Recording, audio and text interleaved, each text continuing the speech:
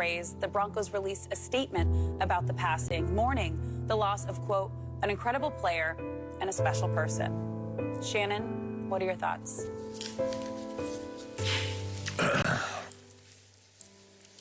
This one hit me a little differently because I had a very personal relationship with DT.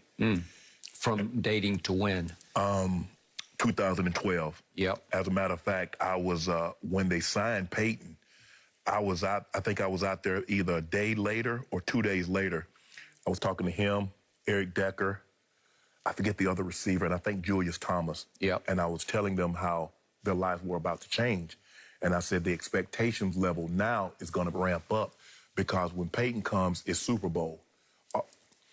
And obviously they were coming off the Tebow. They were coming off the Tebow. The Tebow way up a notch. Yes. Yeah. Skip, he was a first-round draft pick. He was. He was the first receiver taken in that Tebow draft ahead of Des Bryant. Correct. 22nd to 24th. He got an injury early in his career, and a lot of people thought he was going to be a bust, and that was concerning to him. And I said, look, your life is about to change. Just be ready. I said, you need to drop a few pounds and be ready to play football. Yep. Be ready to play at a fast pace.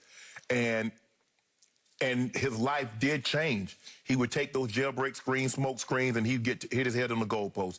He was when you mentioned great receivers in his era, he was right there with Julio. He was right there with Dez Bryant, Julio, and DT. Well, those first AJ Green. The first 4 years with Peyton, those numbers are up off the charts. Off the charts, Skip. Yep. Because they're up there with numbers put up only by Marvin Harrison and how he needed to be, and don't always just look at the stat line. Find other ways that you can contribute, even though you're not catching 12, 13 passes in the game.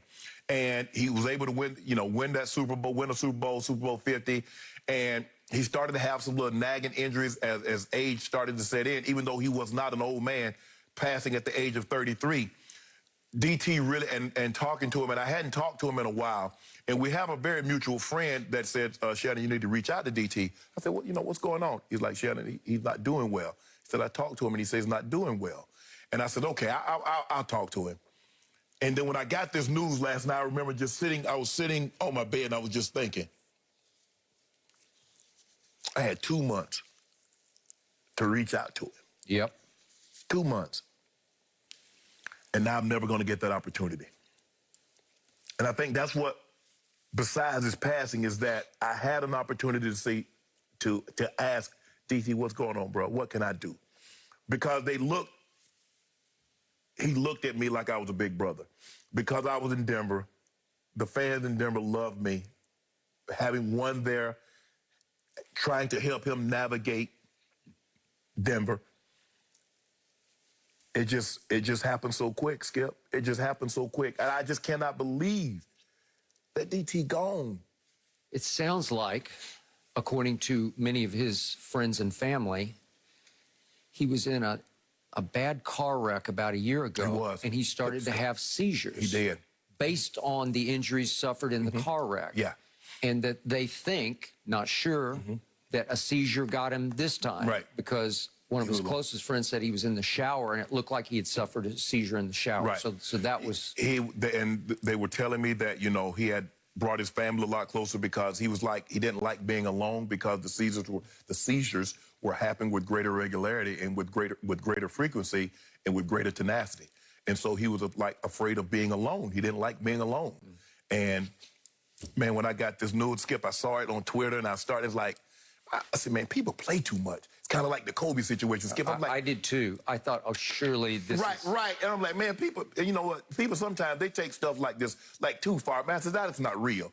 And they're like, Shannon, did you hear? Did you hear? I'm like, nah. I said, you know what? I'm going to get on the phone. I'm going to call somebody that knows that he and I both know. Yep. And he said, yeah. Yep. It's true. Man, it's heartbreaking, man. 33 years of age. Heartbreaking was the optimum expression from all the ex-teammates on Twitter, many of them probably not as close to him as you were. But I continued to see and hear last night, great player, but an even better man and teammate. And that's the ultimate expression, that if something has to go on your tombstone, that's the essence of what should go on your tombstone. And if you look back at his life and times, His mom ended up going to prison when he was 10. He had to fight through that. And then he decides he's a great high school basketball and football player and a sprinter. He was a big, strong, tall sprinter who ran the 100-meter dash in high school at a high level. So he goes to Georgia Tech, grew up in the Atlanta area, obviously. And West Lawrence High School, about 35, 40 minutes from Macon, south of Macon. Okay. He goes to play for Chan Gailey, who you know very well. He was my offensive coordinator when I first got to Denver. So he goes to Georgia Tech to play for him because they're going to throw the football. And then a year in, he's out, and Paul Johnson comes in, and you know what they do?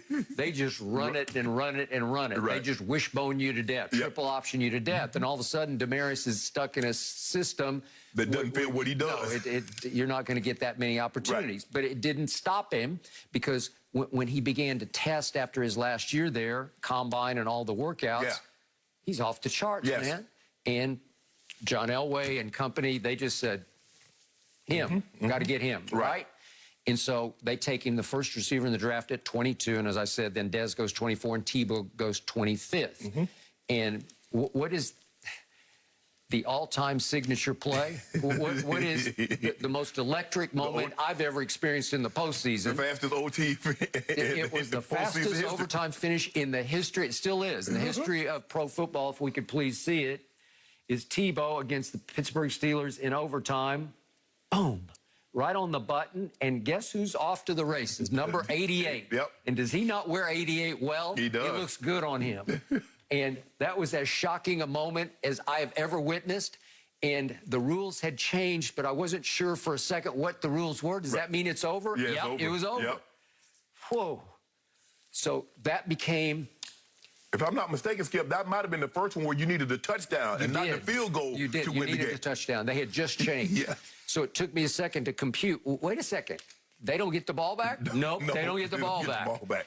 And so that became a signature for him, but he made 5 Pro Bowls. He did. And then he had those 4 great years with Peyton, and he became, I know it's hard to know, to project out, but I think he's got a good shot to be a Hall of Fame receiver. Well, he would have been had he had Peyton probably 3 or 4 more years. Maybe. But then he had Trevor Siemian, he had some other guys.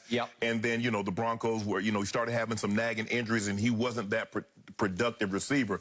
And myself, DT, and Rod, we used to joke all the time.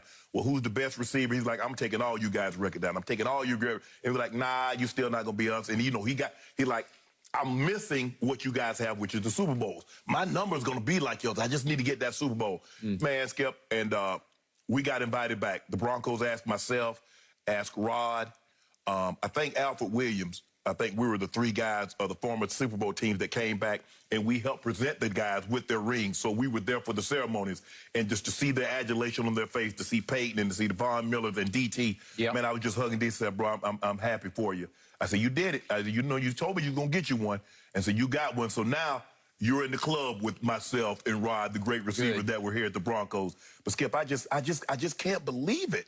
I mean, it does. I remember I was laying down last night and I'm thinking, 33? 33. 34 on Christmas Day. I said, come on, DT. And, man, it's just gone too soon, man.